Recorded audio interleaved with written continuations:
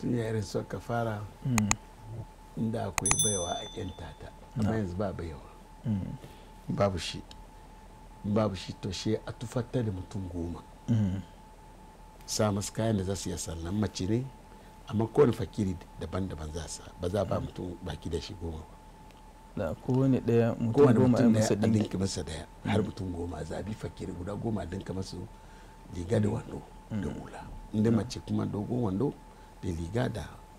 hijabi namiji dole ne sai da hula kwarai kuwa kamala ne an ta a tufatar da su to an ce a sa masu kaya kuma al'ada shi ne abin da ya kyau duk in baka da wannan shi ka ce da mutum 10 in maka dafa abinci ka kira su a gida fakirai daban-daban da ba guda 10 wanda suna da lafiya za su ci abinci na su koshi su 10 su ci abinci ko kuwan kana ke ba za ka iya dafa ba a ba su rabin mudu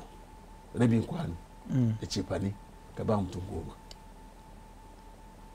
in ba za ka iya wannan ba shi ka azumi kwana 3 wannan shine kafara jazakumullahu khairan Allah ya saka alkhairi